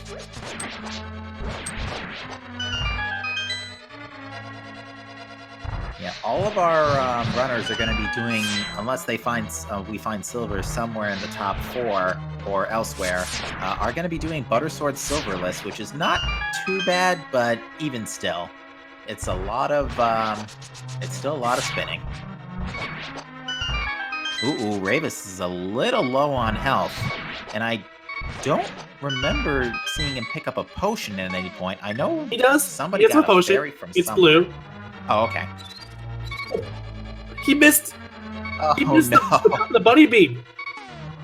Ooh, that is bad news. He's gonna be really cautious here as he enters level 2. Only have a heart.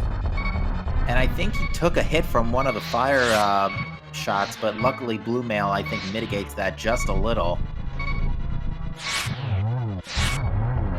Alright, he's in the clear. Now he's gonna survive that fireball and get through it, and it's gonna pop that potion immediately. Yeah, I do not blame him at all for that one. But yeah, so we had 3, going back to the 3 and 4's conundrum. We had the 3 heart pieces in Rando Room. We had the 3 big 20s in the Room of Torches, and we had the 3 heart pieces in Blind's Hideout earlier tonight. So yeah, there's been a lot of that this seed.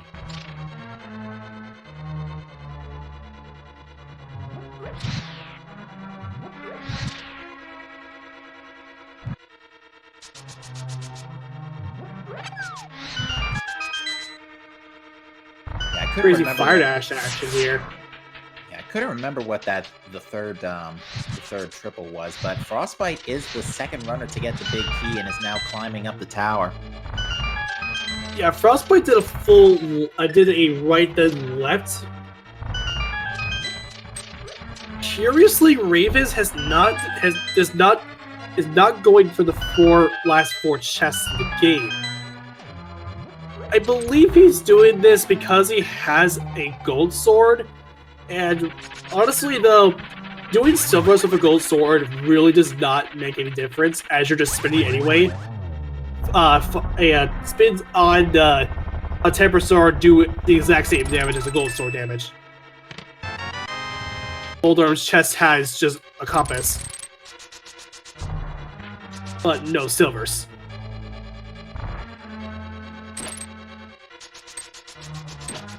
Again, the one reason why Ravis would have to do the have to check those 4 chests would if he was does not have silver arrows.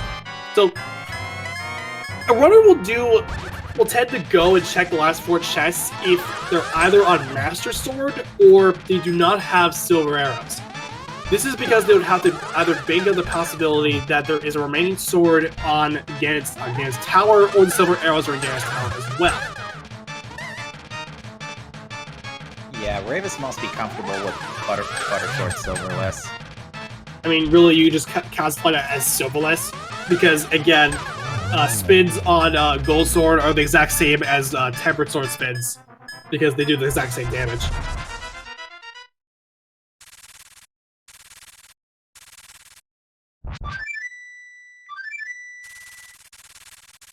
Wait, how do we call the duck in the Dark World? Never mind.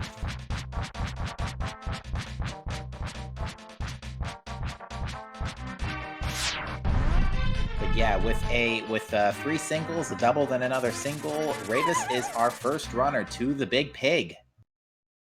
What does Ganon have for us today? It's about cheese. Well, I thought I was going to do a pizza joke, but that would have also been too cheesy. No! What is wrong with you, Captain? A lot. Yeah! Just don't do that again, please. Anyway, Rave is on phase 3. In fairness, Blind came up with that joke first. Really? Yeah, that is actually one of Blind's jokes, not gonna lie. Oh. Fair enough. But yeah, Ravis having no trouble with phase 1, although I think he did take a Ganon hug just now. And that is still pretty deadly, even on Blue Male. And he's got, does he have a fairy? I don't believe he does. So the silver arrows were in the Dark World, but where exactly we don't know. Because really, that mention of the silver arrows in the Dark World it just does not help. No, it doesn't. Although I'm trying to think what Dark World overworld checks we might have missed. Did we ever check Catfish? Yeah, Catfish was Catfish wasn't the silvers, that much I remember. Okay. Did we miss a check on Dark Death Mountain? Did we see Spike Cave? We did. Okay. And it was nothing. So yeah, I'm trying to think what possible location that would have been. Meanwhile, Ravis is very swiftly spinning the Big Pig. My hunch? No, that would be the Light World King's Tomb, but it's just the Light World. But anyway, get your GGs in chat for Ravis. He finishes out a sub 130 seed, and quite a wild one too. Oh boy, yeah. He's finished in first place on the restream with an official SRL time of 1:28.13, and that's good for 6th place overall. Before Ravis had finished, we had our first place winner of Matt7898 with a time of 1:12.36. Really good, really impressive time for Matt. Gamachu in second place with a time of 1:21.44. And Goomba in third place with a time of 1:23.03. Runespism in fourth place with a time of 1:26.38. And then P-Train in fifth place with a time of 1:28.10. Yeah, Ravis was sniped out of 5th by 3 seconds. And here's our man of the hour, Ravis. GG, Ravis. GG's, guys.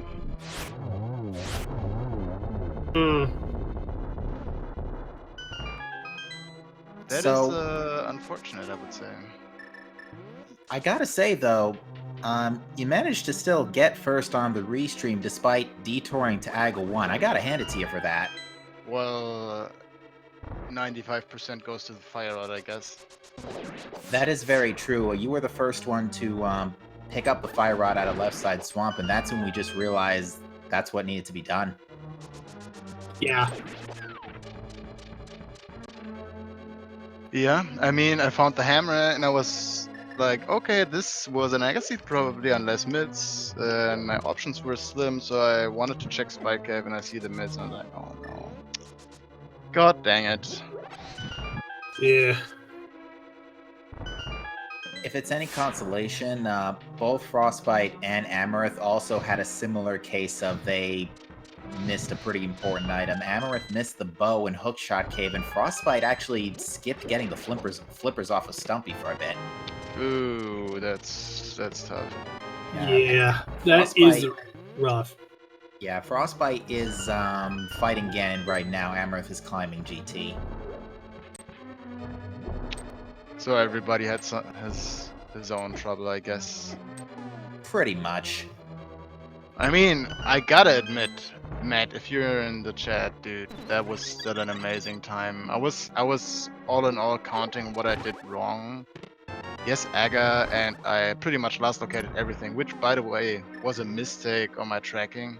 I still had my tracker on standard, so castle was great for me, and I realized that right before the match, and after I cleared CAC, I simply forgot about that. And that's so unfortunate. Yeah, that happened, and that's why I found the Master Sword in Agina. I was like, okay, I'm gonna go east side Death Mountain. If I find the Moon Pearl, I'm not gonna go up Hera. Play your Master Sword. Maybe this is the, the required sword you need, and everybody goes into Hera, and I can at least make a little bit of time. That's a little unfortunate. And Frostbite has finished in second place with an official SR time of 1:31.13. That's good enough for 10th place overall. We had Roken finished in 7th place with a time of 1:29.30. Hydropower in 8th with a time of 1:29.39, just being sniped by Roken. And Nif Boy with 1:30.21 in 9th place. And here is Frostbite. Hello, guys. Hello. That was horrible. Yeah, I want to know exactly why you decided to go for the fake flipper on Ice Palace. Oh, I mean, because I didn't really care at that point. Basically, from the time I lost my portal in Kakariko about 10 minutes in, I was just sort of watching TV and messing around. So I got the hammer. Basically, probably was the last person in the race to get the hammer, in all honesty. I'd be surprised if I wasn't. So I figure, what's the stupidest thing I can do right now? Let's just go right to Ice Palace, hope the fire rod's there. Honestly, like, I'm happy in one aspect, because if I'd actually had a good run, I would have left the fire rod in Swamp Palace forever. But because my run was horrible, I decided I wanted to not go back in there, so I did, later, so I cleared it out. But no, it was horrible. I mean, I mirrored to Eastern Palace when I was trying to switch to the bow. Like, it was awful. Mm-hmm. Yeah, I had a feeling that as you were going to Ice Palace, I was thinking maybe you were looking for the fire rod. Well, I mean, it was the only thing I needed, right? It was only right. I mean, I knew the lamp was somewhere in the Uncle corridor, and the only other thing I needed was the fire rod. And I was just hoping the lamp wasn't hard locking the fire rod. Yeah, it was a horrible run, honestly. I probably had like 5 minutes of just like not even like wrong choices where it's like, oh, I lost a minute because I checked catfish. I have like 5 minutes of just like mistake time, like dead time. Like I had to double dip Eastern Palace when I could full clear it. That's insane.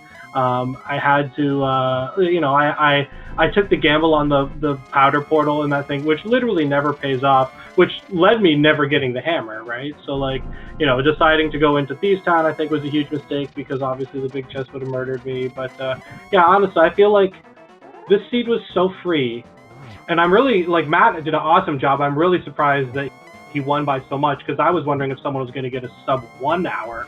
I thought this seed was so free as I was going to the end. But it was so free that I couldn't help but finish it in a reasonable time. Yeah, it would have been interesting if it was actually a sub hour. That would have been. I mean, it would have been very difficult, obviously. But like, think about it. You just get Dark World. You just go get the hammer, go right into Swamp Palace, and you go to pot in your go mode, right? Like, yeah. You still had to go up the mountain for the bow. Yeah, but I mean, It's not in a spot you're skipping, right? Like it's in a very high dense location. But Oh yeah, definitely. It's funny you mentioned that, though. Amherst actually didn't get the bow on his first trek up. where was it? I don't even remember. I knew it It was was on in the mountain. Hookshot Cave. Yeah, okay, yeah. But I mean, you were on the mountain. I got it my first time up there, right? Didn't I? I feel like I had the bow before I even came down the mountain. Well, yeah, you get mids up there, but Yeah. yeah. I feel don't like remember we played where any of the complete- stuff was. I feel like we played completely different seeds because I did dumb things. Well, no, I did dumb things too, yeah. But yeah, I mean, I sequence broke pod because that was smart. The only two things I was looking for were the hammer and the fire rod. I decided, let's sequence break pod. I guess I need the flippers at that point too. But no, I played terribly too. It was just a mess, merely a mess. Like it was one of those seeds where if I'm like, why'd I volunteer for the restream? Because I really would like to just forfeit this about 30 minutes in and do something else right about now. If I may interject here, Amref has finished in 11th place. Well, finished third of the restream of a time of 1:35.17, which is good for 11th place overall. GG's. So was the uncle the lamp, or was the lamp exactly? It was a lamp. Yeah, Uncle had the lamp. And actually, we noticed in the credits earlier, it was the bug net that was on the pedestal. Because it was the rebound rod, as the pedestal call said. Yeah. Yeah, because of Aga. Yeah. It said the silver arrows were somewhere in the dark world. Did you find them, Rare? Did anyone find them on Restream? I think they were on Pyramid Ferry, because that's the only Dark World location that nobody checked. Well, Yeah. oh yeah, it could be true. Because Pyramid Ferry qualifies as Dark World, right? I'm pretty sure it does, yeah. I didn't check a bunch of them. I didn't check Hammer Pegs, Pyramid Ferry. Somebody did check Pyramid Ledge and Yeah, Hammer Peg, so yeah, Well, it was Pyramid Ferry. I did check Pyramid Ledge, obviously. Yeah. And hello, Amref. Greetings. Hello. GG. GG. GG. So, trying to think here. I was thinking about the whole bow and hook shot thing, but I don't know if you want to like go too deep into that. I was starting to wonder where like Bo and Samaria were gonna turn up. I was just like, I got a bad feeling about Hookshot Cave. Let's get going there. Yep, and there it was. There's your bow.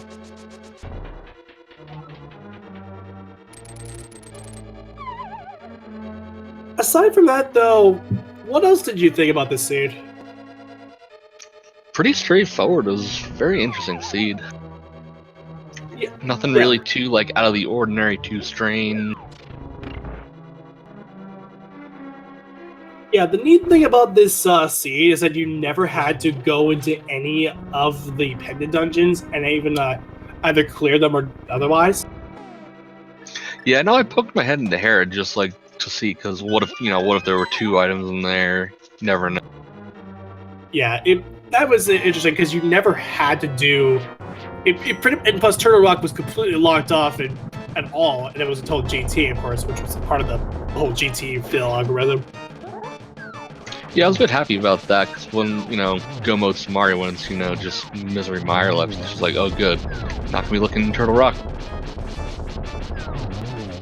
Yeah, we were wondering earlier, because when everybody was still looking for our the fire rod, we were thinking, it could be in Turtle Rock, it could be on Laser Bridge, if the keys are laid up right, and we were thinking, yeah, the last thing you guys want to see right now before GT is the Ether Medallion. Yeah, Oh, so you saw every other item before I got the fire rod. That's amazing. Yeah, I didn't even know what the medallion was for TR. So. It was was Ether. Ether. Yeah, I saw it when I went into Go mode, into GT. I never scout it when it's a pendant. I'm like, if I feel like the seed is gonna want me to go into TR, I'm just gonna have the medallion when I go up there. So if I figured if it got to that point, I would just know. But I Yeah, never found Fire Rod, which is one of those things. Yeah, if it was Yeah. Quake, we'd be singing a different tune. Everyone would probably be singing a different tune. Yeah, I don't. That's one of the reasons why I don't like to scout it if it's a pendant, is because if it is the thing I have, then I'm like sort of like, well, it's a lot of items and you don't have to clear it. So if you don't have the ice rod or whatever, it's not that bad. But I don't. I figure if I'm gonna have to go in there, I'll have the medallion in all likelihood. If it's dependent, and I'm gonna be going in pretty late. But yeah, this seed was as long as you check left side swamp, right? Like that was the one like really sort of out of the way item. I feel Pretty much. like Yeah, nothing was like it wasn't like there was a bow and pod or like Canis of Maria and Mire. There was no troll item in the thing you're waiting to go to it till you have it. It was basically like make the most efficient play to the highest density locations and the crystal dungeons you can clear, and you will route this very smoothly and efficiently. And also don't do agate. Yeah, that too. I didn't, I mean, like I said, I never found the lamp, so I was never considering Aga. I was just happy that Bombos turned up when it did. I did pod first and I actually skipped the dark maze. And after I finished pod, I was like, you know, I only have one medallion. I really hope that it's Quake. And then Bombos turned up on Armosine, and I was like, oh, hey, that's convenient. Yeah, I figured for sure the Bombos was going to be blocking the fire rod like it always wants to do. We were wondering if Bombos could have been on. We were thinking Bombos could be on pedestal before we saw it in Eastern, because that at the time that was pretty much the only thing that could have. Because by then we just found Hammer and Flippers on K45 and Stumpy, and at that point we were thinking, yeah, that's the only thing that could be on pedestal. And then you found it in Eastern, and then yeah, Ped's dead. Yeah, I was. That was one of the reasons I went into Ice, because I figured that the Bombos medallion was going to be blocking the fire rod. See, Bombos was my go mode item actually. I was worried to find Ether because I had to go to Turtle Rock. Yeah. Bombos would be behind Fire Rod because I got Fire Rod early.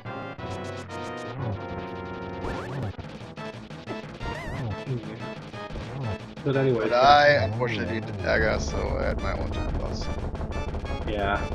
I mean, I'm not really a big fan of these boot seeds too, because it's like the seed would feel a lot. Oh, that was something I wanted to ask. What was the second item in the dark basement? Because I picked up 2 black things, and I couldn't figure out what the second one was. Was it the boots item?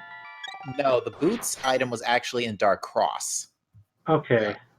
I don't think well, obviously I never checked that. What were the 2 items in the dark basement in Pod? Honestly, One of them was the big key. The other was a shield. Oh, shield. Okay, shield, I thought it was a shield. I never marked shields on my tracker, so I can't differentiate, but I thought it might have been a shield, so that makes sense. Alright, meanwhile, Math Girl has just finished off Mothula. That is her last is it? Yeah, it's her last crystal, so she is on her way to Gen's Tower after picking up a blue potion. Right on. This looks like it'll be another good time for her.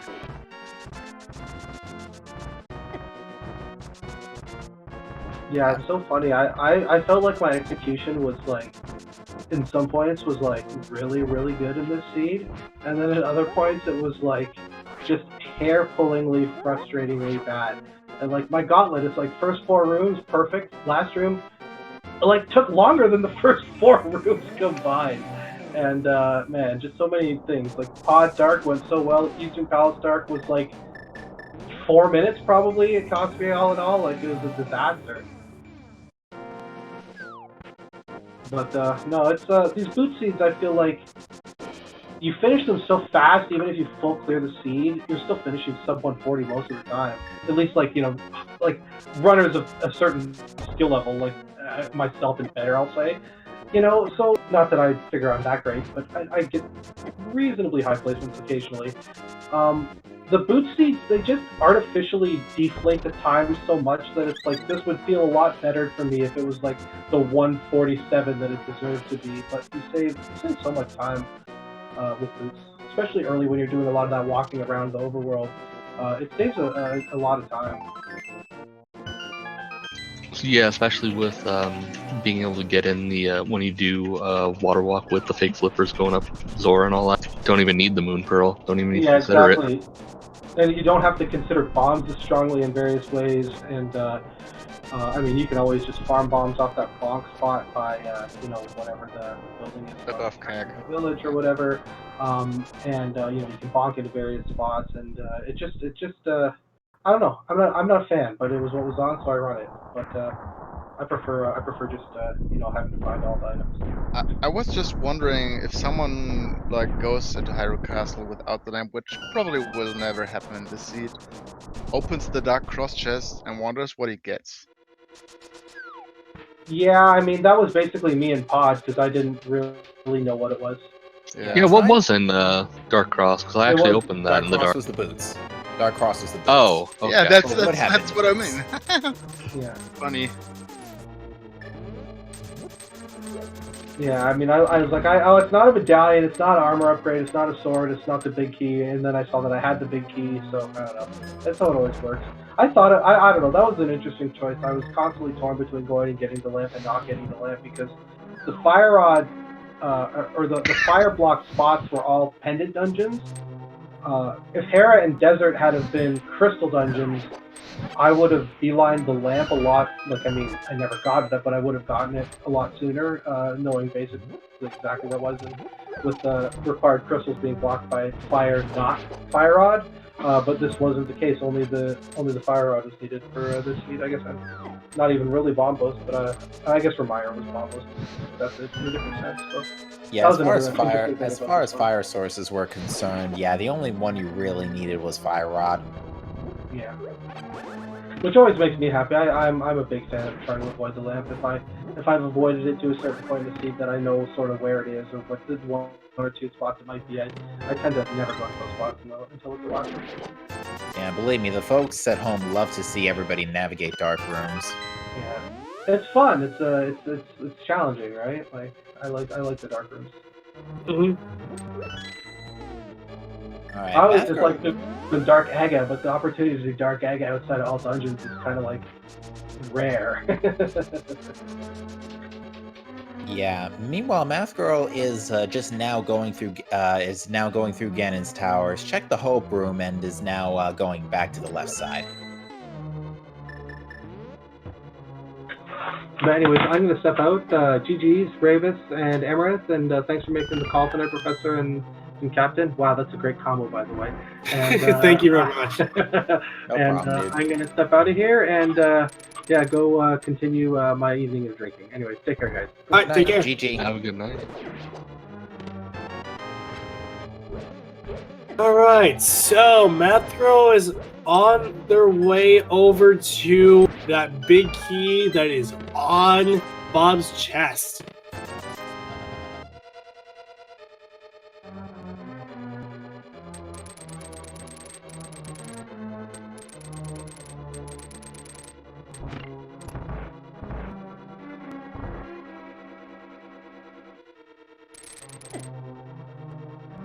Had a little trouble with the fire bar. Gets the good news that luckily Turtle Rock was pretty much never going to be a thing in the first place.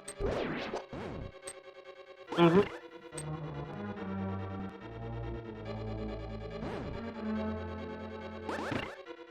Yeah, all things considering, besides Silver Arrows on Pyramid Fairy, there really was not anything else anybody I think would rather have gone to change how the seed would have played out.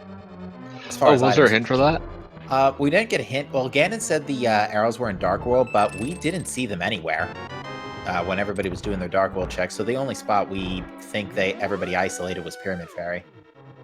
Yeah, because the only spots that I hadn't checked were Pyramid Fairy, Pyramid Ledge, and Catfish, unless someone could check Catfish.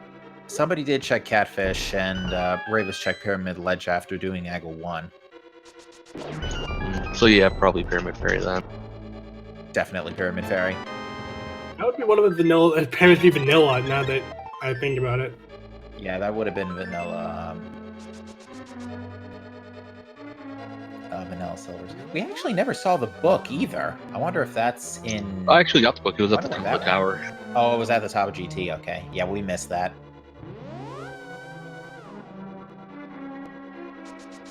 Kana, yeah, we didn't find Kana Burna either. Bugnet was on the pedestal. At least it was a unique item.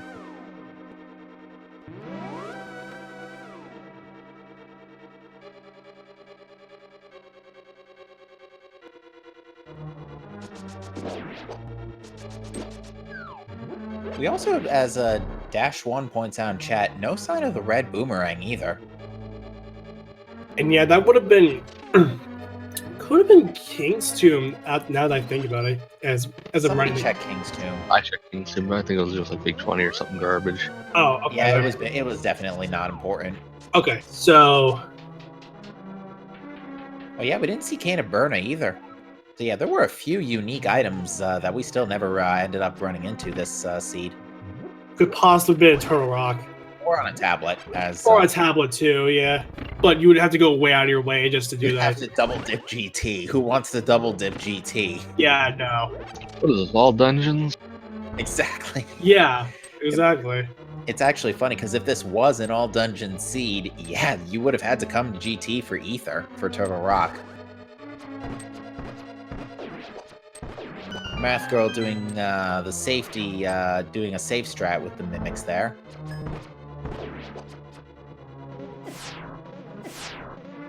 And getting bullied by a pair of BMO statues.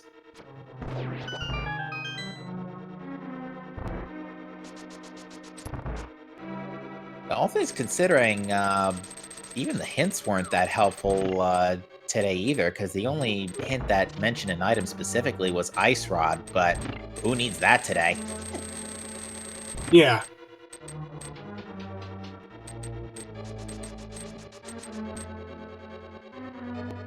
Alright, Math Girl almost up the go. What was that about? Or was that a buffer strat to set up a quick dash through all the cannonballs? That's the dash through the cannonballs. If you fall off the bridge, you can just dash through the whole bridge without having to worry about it. Yeah, that's something I should really do when I go up my GT. Is just fall down intentionally and then just run dash through it. It's a nice strat that if you, for the cost of 1 health, then it lets you dash through without any problems. Yeah, and this was a pretty healthy seed. I mean, heck, Blind's hideout had a full heart container and heart pieces.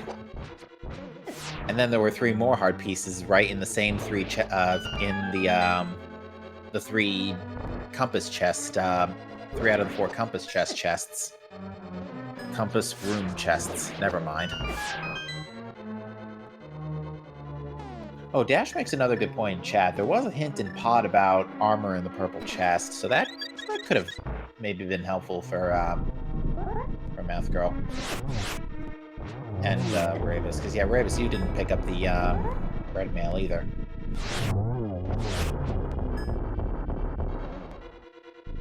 Oh wait a minute, I'm trying to remember. Where was blue mail again? Waterfall Ferry. That's Yeah. the one. And then the red mail was on purple chest. Yeah. Oh, no, forgot wait. how- No, you can't. It wasn't a purple chest. Yeah, it was purple chest. Oh, it was. Okay. Yeah, it was good. purple Okay. chest. I was thinking of a different seed. Yeah, because the pot hint also outright said it.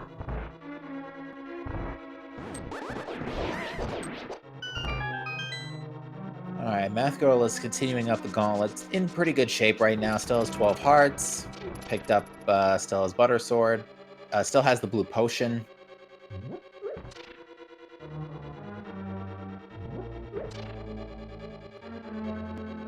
And also now picked up half magic from left side GT, so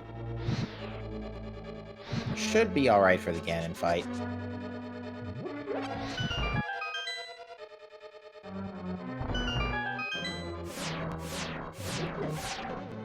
We have had a number of other finishers at this point as well. Zelga Disan has finished in 12th with an SRL time of 136.57. Sandrez 316 in 13th place with a time of 137.32. Forgotten to Pay has finished with a time of 137.49. D Demolisher 1 finished in 15th with a time of 142.51. Aussie 101 finished with a time of 143.17. Cataclysm finished 17th with a time of 150.35. Duran finished 18th with a time of 151.19. And Guitar Girl TS9 finished in 19th with a time of 152.43 just now. All right, Math Girl on Moldon too. There's 2 easy slashes and you're golden, Just like the sword. pretty much.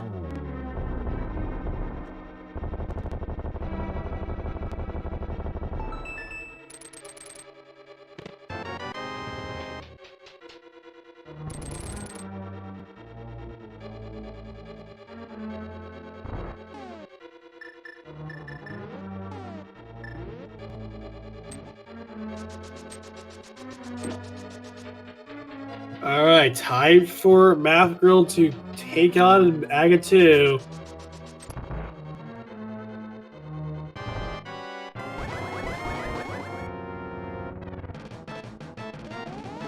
See if she has better, Ooh. Got a little bit bullied by the, first salvo.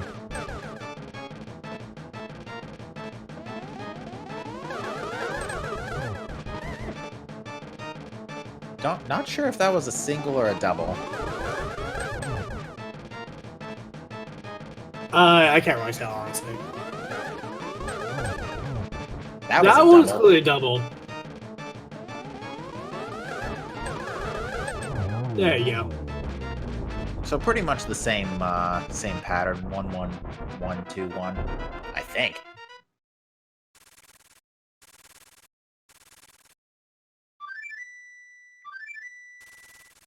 Alright, and as she hails the quail, it is now Math Girl's time to fight the big pig.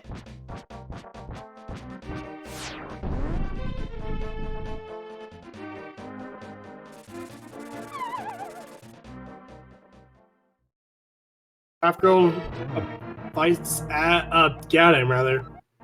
Talking about cheese. Again. Well, unfortunately, she doesn't have silver, so she can't cheese this fight. Great. Not again. Ugh. I'm tired, alright? I'm really tired. Me too. I mean, with Gold Sword, those first two phases are just a piece of cake, so. Absolutely, and she also implemented the cape tug strat, where if you pull the wall while under magic cape, you do not drain magic. Yeah, the game is weird when you do multiple things at once. Yeah, slashing your sword also reduces the drain speed of the cape.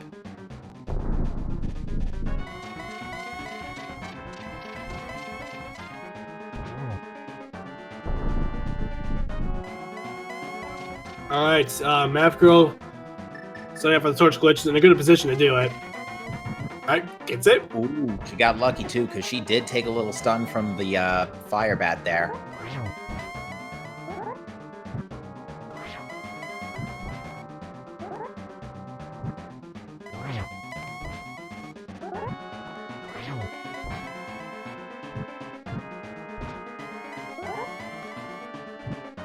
Down to 7.5 hearts, otherwise still hanging in there. Yeah. It's really. So with Silverless Ganon, the way that works is that for the cost of one magic, you have a chance to do 2 spins on Ganon at any given time. You have to do at least 12 or 24 spins in order to kill Ganon. And the way you do that is if you spin and you can either hit him while he's teleporting away, which is a 2-frame window, or the more preferable matter is if you spin, which gives you at least 7 to 9 frames of hitting Ganon while he's teleporting away. It's really tricky because you need to do a snaking pattern, like a little L shape, in order to avoid the fire bat and get just close enough to get the spin going. Yeah, this is Silverless in any fashion is not easy, especially Master Sword, because the number of spins required is 52. But with that, Math Girl will be crossing the finish line in just a couple of moments, so get your GGs in chat for Math Girl, who finishes in... Whoops, SRL's not updating. In 20th place with a time of 1:58.48, just behind Guitar Girl TS9, who had a time of 1:52.43. GG to Math Girl. GG indeed. We did have a couple forfeits in this race. Edium and Megan X also forfeited this race. Did forfeit this race.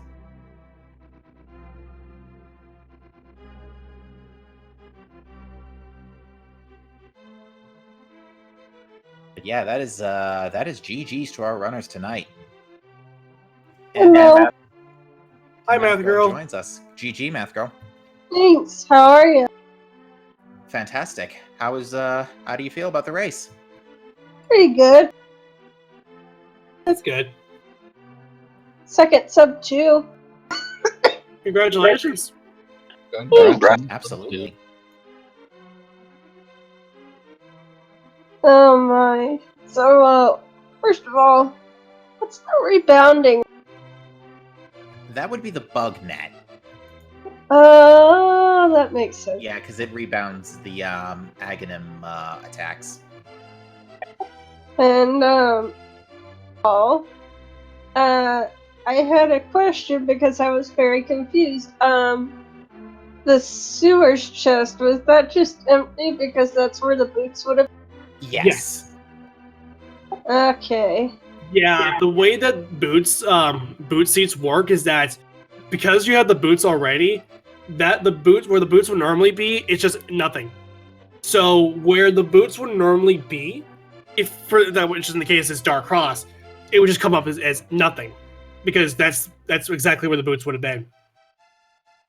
That makes sense. I had to do a double take, and then I'm like, oh, that's probably where boots would have... Mm-hmm. I had checked it in the dark, and I just assumed that I got like arrows or something because I couldn't see anything that changed. I actually had lamp before I went there, so...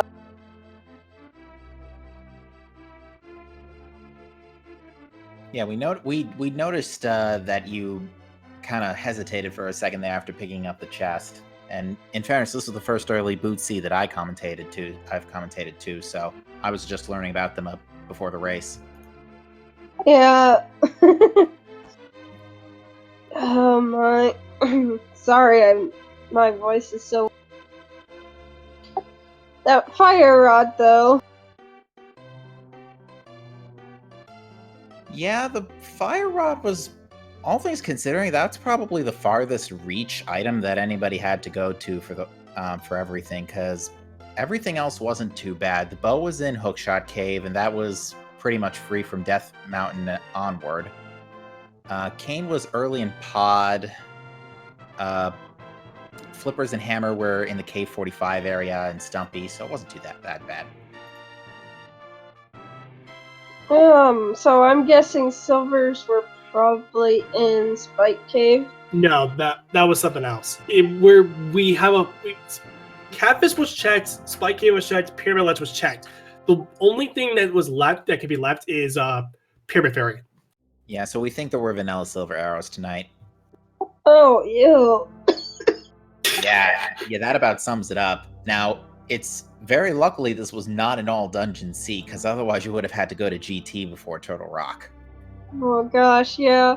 I mean, I was kind of glad to see that there, though. It's like, okay, so, you know, that completely locked me out of Turtle Rock.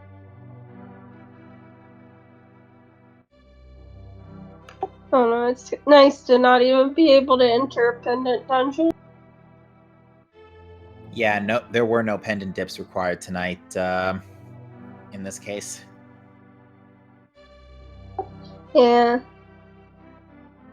Hey, that Agina Cave sword, though.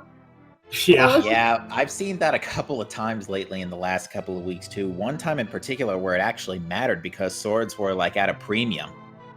Oh gosh. Well, that sounds painful. Yeah. It was real painful. But we're gonna wrap this up here. Any final thoughts? Nope, GG's everybody. Yep, GG. GG. GG.